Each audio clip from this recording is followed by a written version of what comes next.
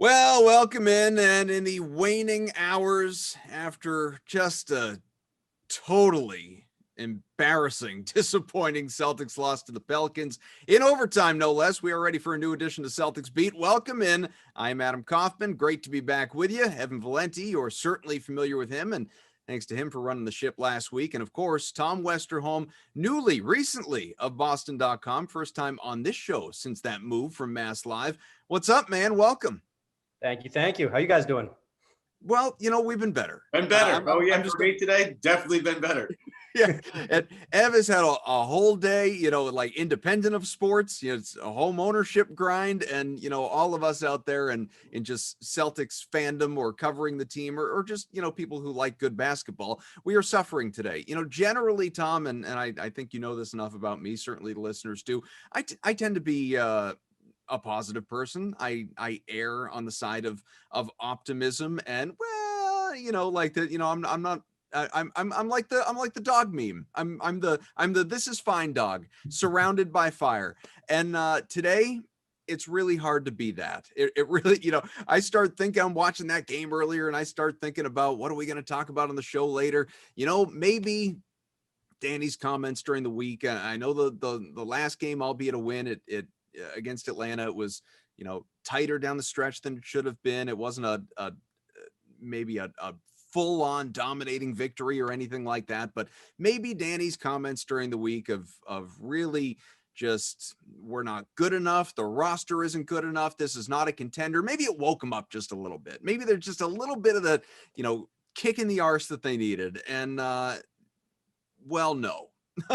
I think they are who we thought they were, as Dennis Green once said, and this was such an infuriating loss to the Pelicans for so many reasons that obviously we have time to get to, and we don't typically like to make a show isolated to one specific game. People may listen to it 4 days from now when it's less relevant, but we have to begin here.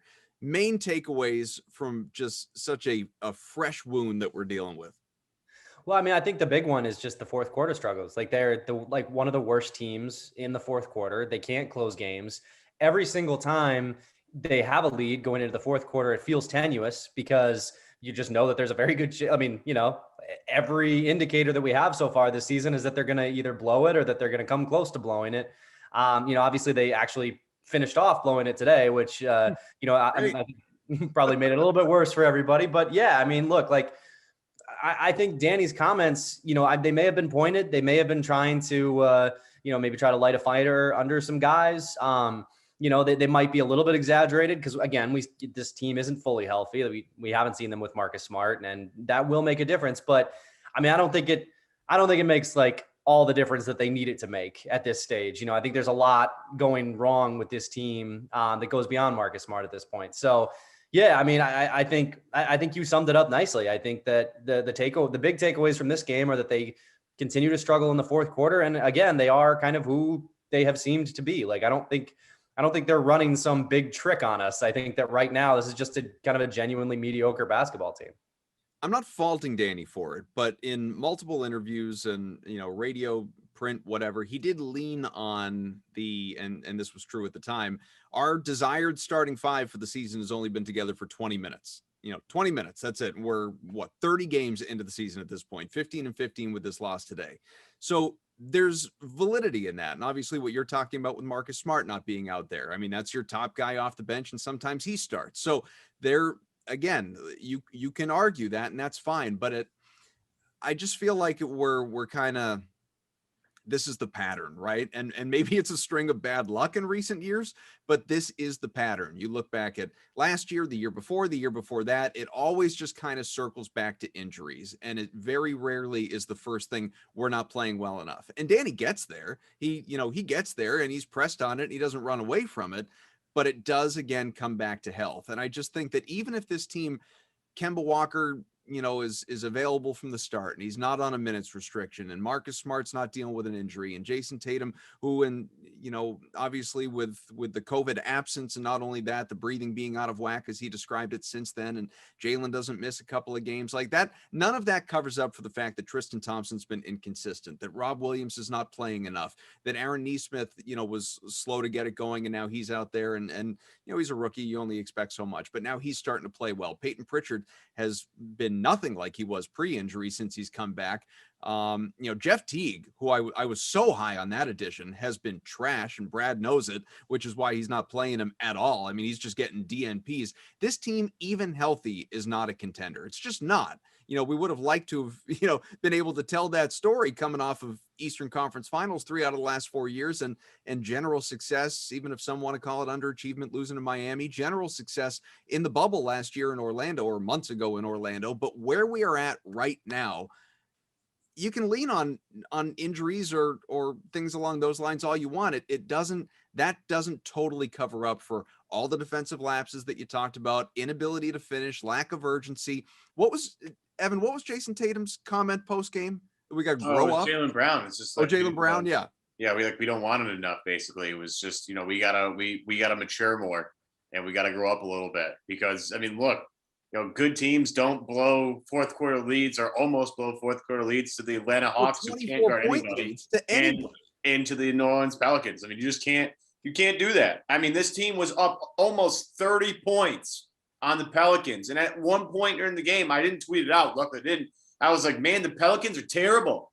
They're awful. And I get like some people want to do like the 1 o'clock start time. That's weird. Or the 3:30 start time on a Sunday. That's weird. Like I understand that in certain, but like, no, and they started slow, but they kicked it into gear. They looked great. Jalen didn't have the best night shooting, but they had an almost 30-point lead, and they blew it, and they almost didn't. Luckily, Tatum had a couple of tough shots in regulation to keep them alive, but just couldn't hang with Zion and Melly and Brandon Ingram. Come on here. Like, this is bad. And we talked off air about what this team's going through, and I'm sure we'll go through it, a little bit more as we get through the show. But you touched on it. Thompson's inconsistent. You're paying Aaron Nesmith 27 minutes. And they were good 27 minutes, the best 27 minutes probably of his career so far. But if you're relying on that, it's just not going to go well. They're inconsistent, and it all comes back to their top 3 guys. Tatum's been playing well, no question. Brown had 9 assists tonight, so he 25 and 9, unbelievable. Kemba 1 for 12 from 3-point range. You're not going to win games when your third best scorer is 1 for 12 from beyond the arc. So they got to find a way to get Kemba, most importantly, on track. Because if they don't, they need a trade anyway. But if they don't, and they don't get anybody in a trade, any big guy in a trade, this team is sunk in 2020, 2021. And you might as well start thinking about 21, 22, because it's just no way this team gets the NBA Finals. No way. Well, and to your point, about, like Kemba struggled, like, I think, the pieces were kind of in place for the Celtics to fall apart a little bit down the stretch, because like you said, Jalen wasn't having the best shooting night. Kemba wasn't having the best shooting night. And realistically, that's been like the formula for a lot of the times when the Celtics have struggled this year, is when only one of their guys is really going, like, and that was, kind of the case this time. They were getting offense, in other areas as well. And obviously Rob was really playing well, but that's part of the problem with this team, right? Is that like their 3 guys can't really put it together. And some of that is, the fact that like Tatum and Jalen don't all, they haven't always played well on the same night. Part of that is certainly that Kemba Walker has had, 4 good games, there was some positive momentum for him, he was starting to get things together a little bit, and maybe this is just kind of a one-off. Maybe he does start to kind of get things together a little bit, but the whole Celtics season kind of rests on that, because it's going to be hard to improve this team the amount that they need to improve at the trade deadline. I think, fans look at the TPE, fans look at the, the big one, they look at, Enes Kanter and traded player exception, all that stuff. And there's improvements that can be made, but, like a lot needs to be fixed. And, like unless you can fix all of it, like I don't think this is a championship team unless Kemba Walker is a star. And that's been what this whole season is riding on, like from the jump. And I think the answer so far is that he isn't. I hope for his sake that he, can kind of do it, because I'm sure this is really frustrating for him, to just kind of be, to be kind of on and off again all the time. But I mean, that feels like the long and the short of it, right? Is that like this team is a championship contender if Kemba Walker is great, and he hasn't been great so far. Kemba, his just recent game log, and he's, like you said, he's been playing better of late. Prior to this game today, he really had been 20 plus points a game, but more notable than that was shooting the ball well. And you look specifically at three. Now, he obviously had that, really, he was kind of miserable to come out of the injury, all that he played in January, which wasn't much. The half dozen games he didn't shoot the ball well. To start February, didn't shoot the ball well. Recently, last game, 5 out of 8, 3 for 8 before that, 4 for 7 before that, 5 out of 8 before that. And so, I mean, good percentages, well over 40% for the month, all told. And then obviously he has the 1 for 12 today. And you can look at it and say, as you alluded to, maybe it's a one-off, maybe it's not a big deal. I know that players will always tell you, you got to try and shoot your way out of it. Coaches, Brad Stevens, a guy, philosophically who views the game as he does, will certainly say you got to shoot your way out of it. Shooters got to shoot, all of that. But, at a certain point in time where you're 1 for 12 from 3 in a close game, do you need to back off? Do you need to lean more on your true stars, the guys that are guiding you night after night? Or should he just be continuing to fire away, hope it falls, because you'd rather he take a 3 than a Daniel Tice, a Shemi Ojeleye, guys like that? I think that the Celtics are right to let him keep shooting for 2 reasons. Number one, like as much as sure, like you could say like, Jalen and Jason should have the bulk of it, but at the same time, they already do. Like those guys are being really, really worked right now. They're just being asked to do a whole lot. And, they're being asked to do a whole lot. I mean, Jalen's dealing with knee tendonitis. They're playing like every other night, if not every night. Like, I know fans don't want to hear it, but like, and I know it's like it's true league wide, but like these guys are all exhausted. Like this is a really, really taxing, difficult season. And, I'm not saying that's like the reason for the Celtics struggles. I'm just saying like, that's why you can't, like, I don't think you can just go to Jalen and Jason and be like, I think we need a little more from you guys. And then I think the other thing too, is just, again, like I think Kemba should keep shooting, because if he isn't a star, then this team isn't a championship team. And if that's the goal this year is to be a championship team, like, I think somehow Kemba has to figure it out. And again, Celtics fans might not like that, because right now it doesn't look like that's going to be the case. But I think that really is kind of how it shakes down, is even with a big, addition at the trade deadline or whatever it might be, this team contending depends on Kemba being, a 20 point per game guy or something close to that. Certainly somebody who's capable of that, night in and night out. So, yeah. So, I mean, that's where I would come down on it. And it's tough because the injury, you don't want to make like the injury excuse, because like you said, it happens every single year. But, like for better or worse, Kemba's knee is, could decide this entire season. So, I keep harping on it, but like it's pretty important that your third best player is a good player. To piggyback off that though, just because, Kemba's shooting 12 threes, a lot of people are like, well, maybe he should stop shooting. And the problem is, who the hell is going to play point guard instead of Kemba Walker? I mean, we all love Pritchard, right? But Pritchard has been going through it as of late. He's going to have some struggles as a rookie. He's been great so far, but you're really counting on him to kind of run their offense in the fourth. Because again, Tom's running the money. Jalen and Jason are doing enough. This should be enough.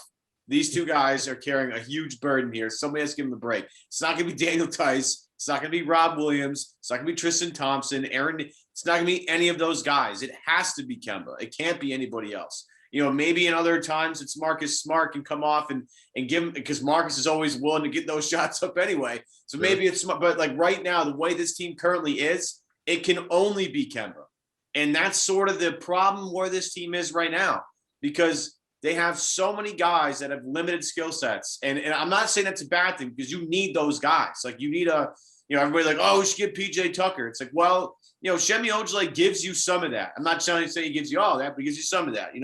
Rob Williams, and I'm sure we'll get him later, playing out of his mind lately. He can only do so much. Aaron Nesmith can only do so much. You need somebody to help Jalen and Jason with the scoring load. And it's not going to be anybody else on the roster. It has to be Kemba Walker. Or if they make a trade, maybe it's that guy. But with the way the roster is right now, as of, what is it, the 20th, 21st today, whatever the hell the date is today, it's March a millionth for what I care. It has to be Kemba. It can't be anybody else. And that's the struggles that Boston has right now. It's the roster crunch they're in right now. And don't get me wrong, injuries has something to do with that. But at the end of the day, too, this roster lacks something. And it's becoming more evident game after game after game. Chris Gasper, of course, had a great quote a great tweet at the end of the game. Celtics are 29th in bench scoring. That's a problem. Yeah, no question. And it really hammers home. Like I was talking about this on my podcast a couple of days ago, like the 2018 podcast is that, Tom? Why do you plug that? It. Oh, the Genotime podcast over on the Blue Wire Podcast Network. Anybody can like, subscribe, 5-star review. Yep. No, but I mean, it was, look, the 2018-19 season, it went so poorly. And the weirdest thing about that team was how much talent there actually was. And that's why this team is so different, is because there's actually like the two stars are actually playing great. It's just that there's, like this team would kill. We were talking about it before we started recording. This team would kill for Terry Rozier right now. And Terry Rozier was getting, like 12 minutes a game or whatever he was in 2018-19. Like, it's crazy how much talent has come and gone. And the talent that's on the team has really developed. They've gotten really good. And I don't think it's impossible that could happen again next year. I think that the Celtics do a pretty good job of, we haven't seen Romeo this year, but I think, they do a pretty good job of developing some of these guys. I think, next year, Aaron Nesmith and Romeo Langford might be reliable bench players, or, maybe even one of them can slide into the starting role. Like if everything goes well and if they really improve over the summer, like those things are not impossible. But as of right now, the talent gap between, the Celtics teams of the last 2 years and the team this year is just really catastrophic. And I think I think that bench, scoring stat is, it sums it up really well. Like they just, outside of the really talented guys, there's not a lot of talent kind of underneath them. I was waiting for the "Wherefore art thou, Romeo" joke, and you blew it. Yeah, that's Tommy. This is why the Genotime podcast is kind of, So staying with Kemba though, fine. Like if we want to agree that obviously he's got to be your third best player, he's got to be a star, he's got to have usage, all of that. No qualms there. Should we be attacking the way in which he is playing his game? And some of it is adjusting to the minutes restrictions, and some of it is obviously just shot selection, that type of thing. You can't ignore, though, we were talking a little bit before we came on, Evan and I, about, Tatum Brown especially still kind of, whining about non-calls when they go to the rim. Now, that obviously wasn't the case against the Pelicans. Between the two of them, they went to the free throw line almost 25 times. They had their opportunities. Even if they aren't getting nearly the calls that they should be, those star calls over the course of the season, today, that was not a problem. Kemba, though, it's not about not getting the call. It's about not even trying to get the call. He right now is averaging, at least coming into today, and it's going to be consistent because he went to the line 3 times. He is averaging 3.1 free throws per game, 3.1. Now, his career average is 4.7 during his, earlier time with Charlotte when he was really, the Kemba we all know and love was consistently 5.5. How much do you think the knee is playing into him not even attempting to go to the line, to draw contact, to be that guy that he was before this issue came along? And how problematic is that? Well, I mean, it's they're 15-15, right? Or is that right? Or something like that. They're it's hugely problematic for sure. Look, I mean, he insists that it's not his knee, that he feels fine, and that might be the case. Like I don't know what his knee is doing, but if it's not his knee, then maybe like that's logical. Then that's almost more concerning, right? Yeah. Is like if your knee's feeling great and this is how you're playing, like that, like maybe it's just another stage of his career, and and again, maybe not. Like I don't know. At this stage, it's difficult to say what it is with him, because there was that 4-game stretch where he was playing a lot better and he looked pretty good, and even today, he snuck a couple of those a couple of those layups where it looks like he should get blocked and then he doesn't. He just kind of sneaks it up there. He had a couple of those, and I think those are kind of a reliable indicator of maybe he is feeling a little bit better. So because he wasn't doing those early in the season. So I mean, like realistically, like I could see it either way. I could certainly see, the 4-game sample size being just noise. I could also see his 1 for 12 shooting night being just noise. Like, I don't think he's a 1 for 12 3-point shooter. If he shoots 4 for 12, then this is a completely different game. So, I don't know. I mean, that's a complete non-answer to your question, but it's certainly concerning because if like I said, if the knee is fine and this is how he's playing and this is just who he is, then that's a problem. But I'm certainly not going to tell people that it's not panic time, but I do think that there is still a chance that Kemba Walker looks a little bit more like the Kemba Walker that, everybody kind of knows. And if he isn't, then again, this team is kind of meh. You've alluded, Tom, a number of times here in the show to the TPE, and I know Danny was asked about it, certainly didn't express any sort of urgency to use it. Not that he would. I'm not surprised by that. You pay attention to what's out there on social media or on TV, the talking heads, writers even. I mean, I've heard arguments for JJ Redick. Don't agree with any of them. I've heard arguments for Al Horford. Loved him here. Nope, no thanks. Don't need to bring him back. If you're going to attempt to use that TPE, as I would assume Danny is at least attempting to do and exploring, and we'll see who becomes available. At that point in time, you're talking about, I know Evan would love to see a Harrison Barnes here. Who wouldn't? Nick Vucevic, you could certainly make a strong case for. People have floated, John Collins, who's not a TPE guy based on his money. He doesn't have to be, but obviously assets would have to go the other way. But that is a guy you would have to pay a significant amount of money to, given he turned down $90 million from the Hawks. That guy's getting ready to cash in. I would like to see a Collins type player brought in, or even some of the other guys that I mentioned, guys who are not 30 or on the wrong side of 30, guys who are, either mid 20s to upper 20s, who are experienced, who are, if not already established, budding stars in the league. I'm thinking less about, contending this year and more about a window. And putting yourself in the best position to compete long term. So all of that being said, how does this play out? Is Danny going to find a way to use this before the trade deadline? Are we looking at the offseason? Is he not going to use it at all? And who would you target? So the first question I think is a really interesting one, because I think it will kind of tell us what Danny actually thinks of this team, right? Like if he goes out and he, tries to make like a big, splashy move, if he goes out and gets, Aaron Gordon, or if he goes out and gets Harrison Barnes or whoever it might be, I think then he actually thinks like, okay, this team, then maybe when he did say that, I don't think this team is a contender, then maybe he was just kind of trying to light a fire under them. And maybe he does kind of see this team as, a potential contender, somebody who could make a little bit of a run. If he doesn't think that this team is there, then I think you have to just hold on to the TPE, as much as it's going to make everyone really mad. If you don't think this team is a contender, I think you have to hold it for the offseason, because there will be more options available at that time. Sorry, guys. That's fine, especially with the play-in tournament, right? Like there are so many teams that you don't even know how they're feeling about their seasons right now. And Orlando, as you mentioned, Aaron Gordon, Orlando's part of that.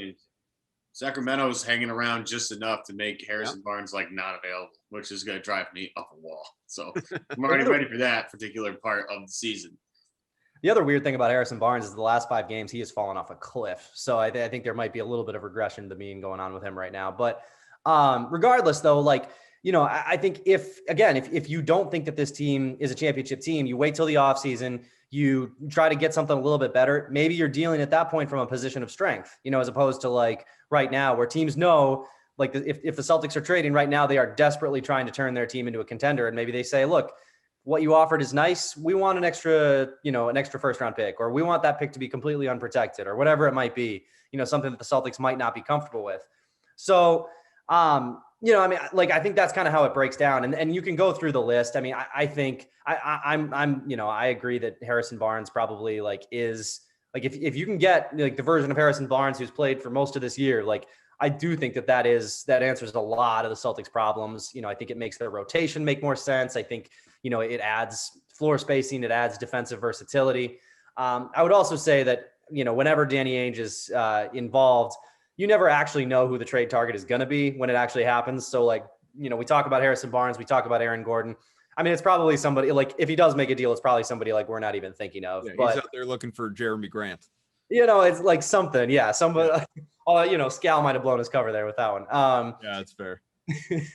But yeah, no, like I just think that's how it's going to break down. And I think it really just does kind of come down to, what does Danny think of this team? Like, is there any chance that they contend? Because if so, I think he probably will make a move, because I think he will look at, Jalen and Jason and think, I don't want to, waste a year of how good these guys are. But, if not, then like at very least, if you kick the can down the road, maybe Neesmith's value goes up a little bit as the season goes on. Maybe Romeo comes back and looks like a real prospect. Like maybe Peyton Pritchard gets it together a little bit after, some recent struggles, and maybe you just have a better trade package for a better player during the offseason. And if that's the case, I think you got to do it. But yeah, it just kind of shakes down to how honest he was when he said he doesn't think this team's a contender. Do you think they're a contender, Tom? No, I don't. I really don't. I don't think they're a contender, and I don't think that they are with a trade deadline move. Which is why I think that there is quite a bit of rationale to pushing it to the offseason. And yeah, like and again, maybe you have better value then. Maybe somebody gets disgruntled during the season, somebody that you could really help you. Any number of things could happen. But I just, the way this team is struggling, and just kind of the miles that are being put on Jalen and Jason right now, I just like, even if they do bring in a great piece, like are all these miles, are they going to be able to hold up, for the whole regular season and into the off season? Like, I don't know. It's tough, man. So I don't see it with this team right now. Isn't some of that too semantics, right? Like, how do you personally define a contender?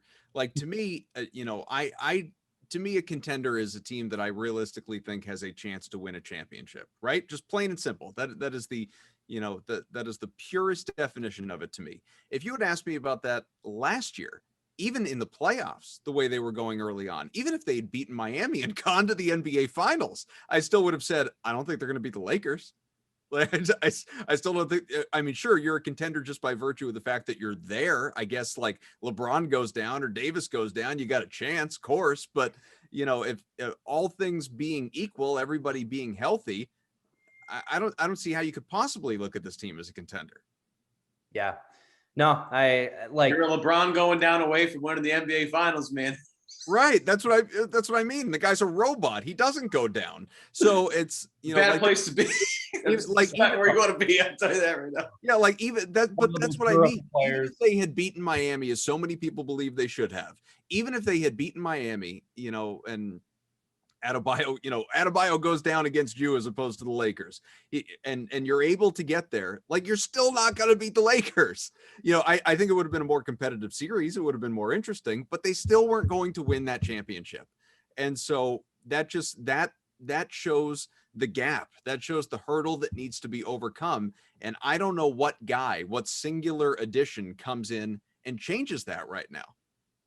It's tough because I think exactly to your point, like they're really every single season, there are what, like generously 5 teams, like there's 30 NBA teams, right? Every season, generously, there's like 5 that could win a championship. And, right.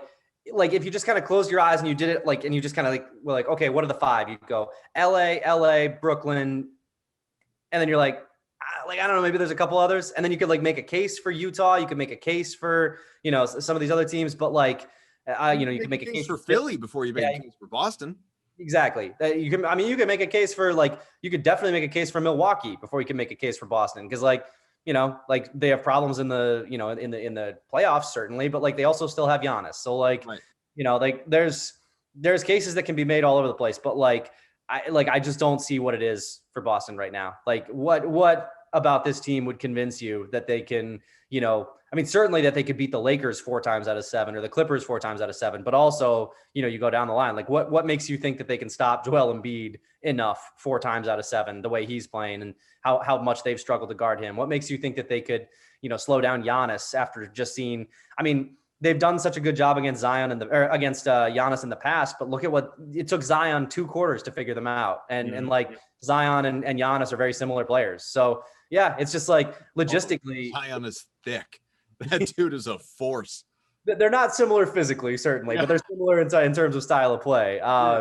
So yeah, I mean, I don't see it and you know, and I mean, the tough thing is, you know, I obviously I said about a million times there that like, oh, it all rests on Kemba. And it's like, yeah, but like, even if Kemba's great, like how much does that improve things? How much does that change the calculus with Giannis or with, with Harden, Durant, and Kyrie? Like, you know, there's some tough teams out there. And I don't know that I think the Celtics are one of them.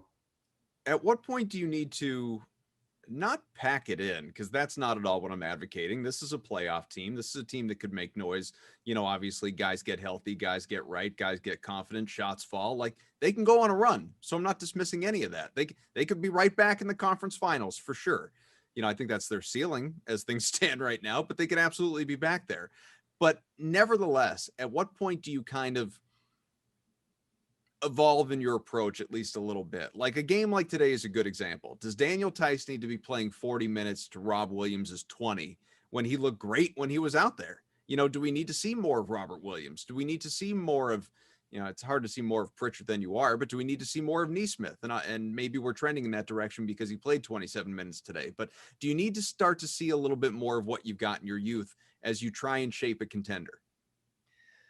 I mean, I would argue yes. And it's not just because of the youth. Like, I think that one kind of outside the box thing you could do is you could just go to Tatum and Jalen and say, listen, you guys are super worn down. Like we get it.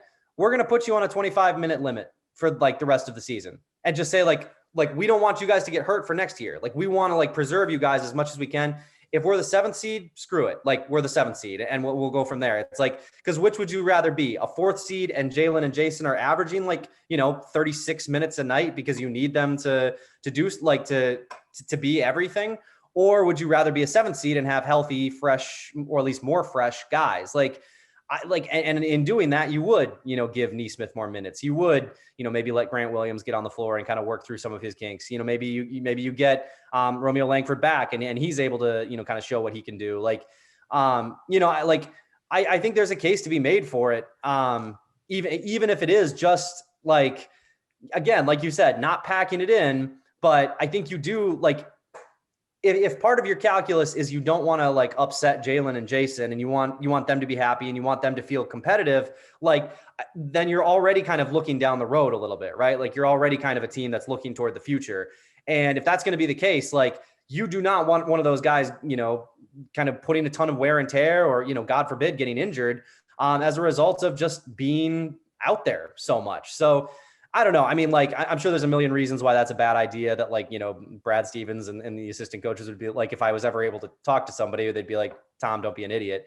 But like, yeah, I mean, I kind of wonder if there isn't, if there isn't some kind of like a happy medium there where you just say like, or even, if it's like alternate nights, like Jalen's on a 20-minute limit tonight, Tatum's on one tomorrow or whatever it is, where you just like, I think that there is something to trying to preserve these guys in a really difficult season, in a super packed together season where they just have had a lot to do. And I think it's been really hard.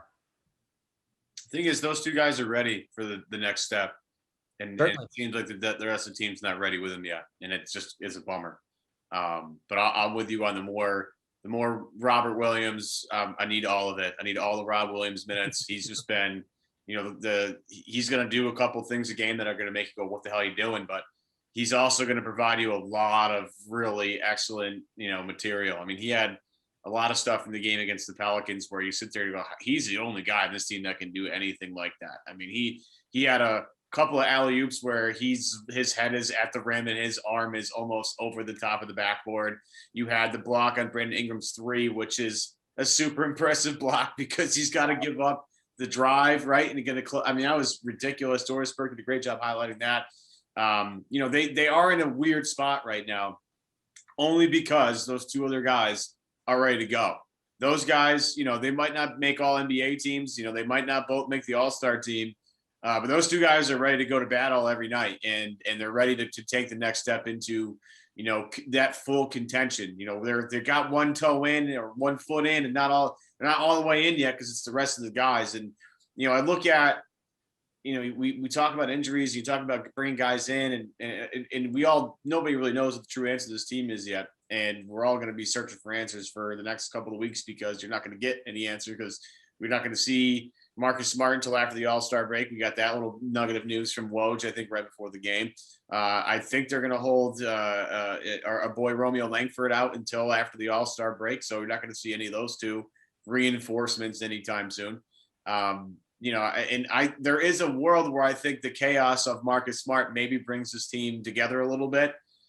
He is sort of the chemistry leader of this team. He's sort of the backbone, the heart and soul. I think Jalen's did a good job in the absence, trying to kick guys in the ass a little bit. I think Tristan Thompson's done the job of the veteran of trying to get everybody together. But you look at the whole rest of the roster, and you have Jalen and Jason, and they're just they're 41 minutes, both of them against the Pelicans. They're playing 36, 37 minutes a night to get wins, to barely squeak by. To Tom's point, like that's maybe something you have to think about the rest of the year is managing these guys' minutes, and because you heard.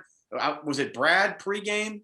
They said they got to monitor Rob's minutes for the rest of the year because they want to make sure he's fresh in the playoffs. Like I'd be more worried about resting the other two guys whose usage rates are got to be through the roof right now, considering the way the rest of the team's playing. I would be way more worried about that. I'd be way more worried about those guys being fresh because look, having a fresh Robert Williams when it comes to playoff time is gonna be nice. But if those two guys aren't healthy, there's absolutely no way in hell you sniff the conference finals over on the NBA finals. We might be just overlooking, and Tom brought it up before. We might not be making enough of a point about Jalen and the knee tendonitis that Danny dropped on us recently. I mean, maybe that's something that's worth monitoring and being a little bit more aware of going forward.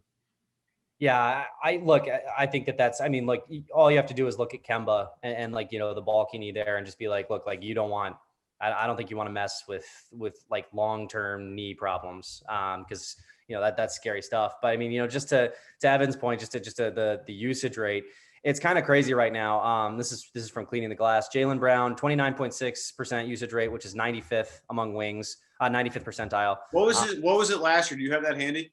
I can get it real quick. Yeah. So last year, just to show the difference between the two numbers. Certainly. So Jalen last year was 23.3. So it's gone up quite a bit lower than that.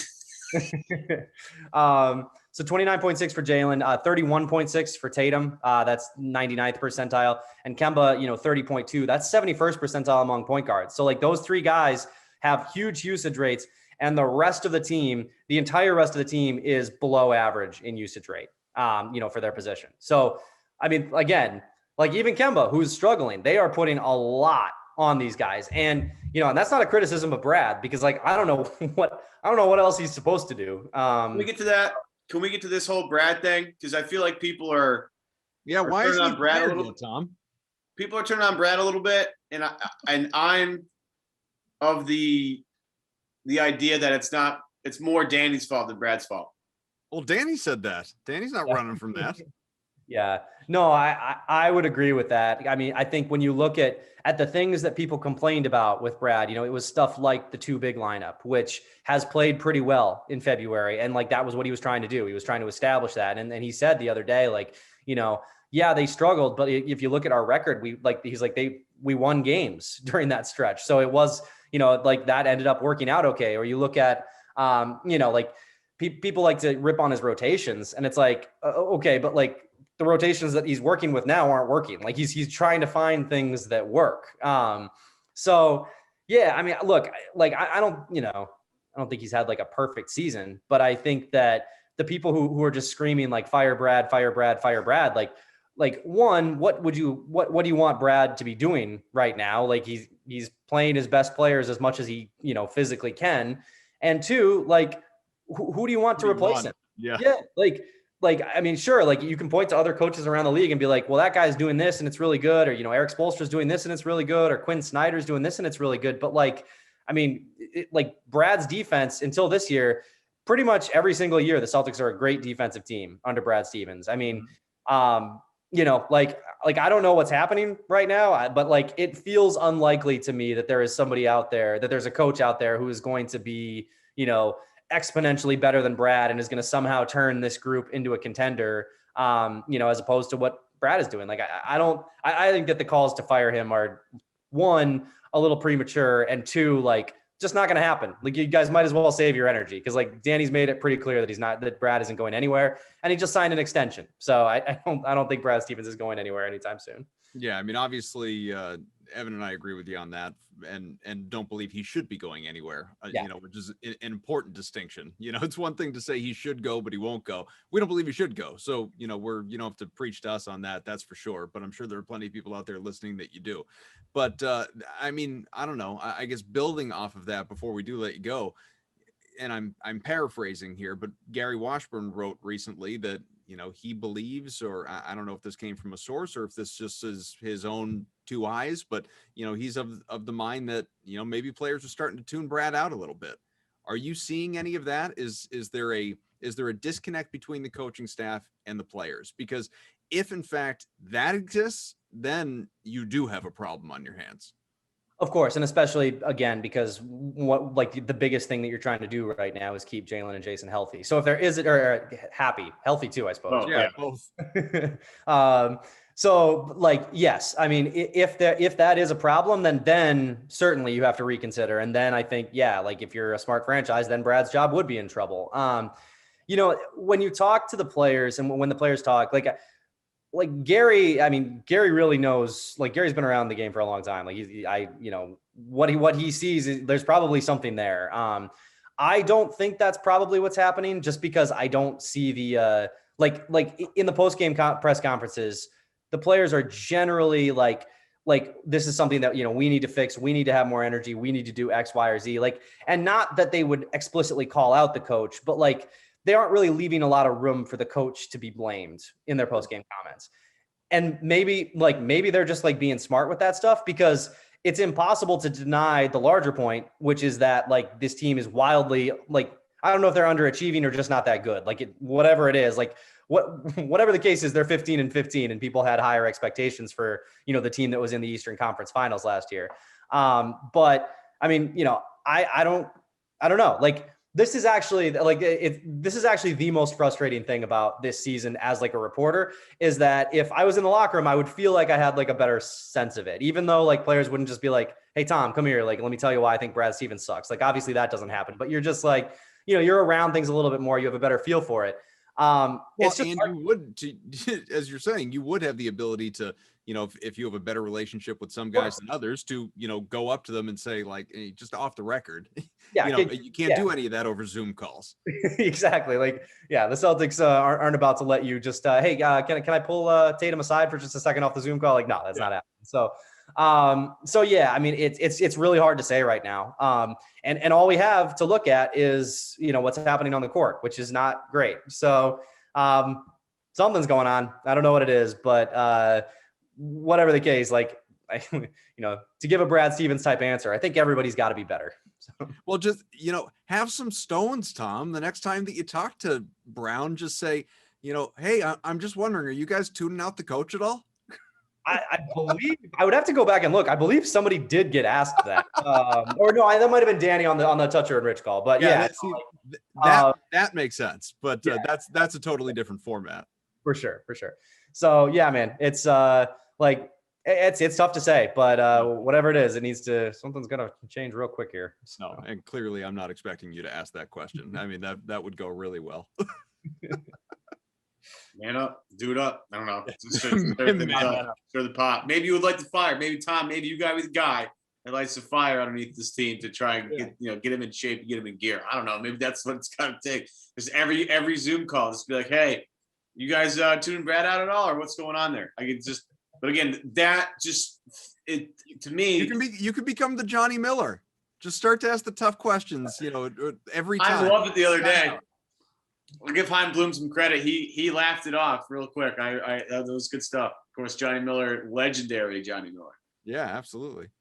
Kemba, I'm just curious, is there a reason that you don't try and draw contact and drive to the hoop at all anymore? Boom, done.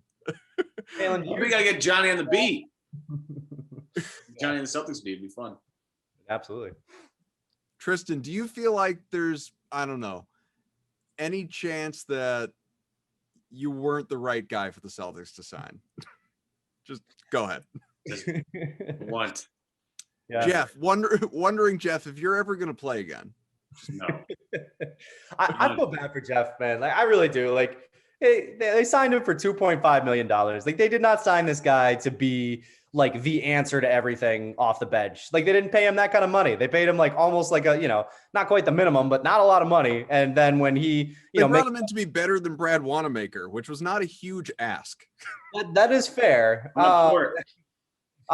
Which, yeah, I mean, they probably would like to have Wanamaker back right about now. But like one way or the other, they brought in this guy. They didn't pay him that much, and like he made a bunch of threes in the preseason, and I feel like a lot of people were like, "Oh my goodness, like this guy is the answer. This guy is everything that."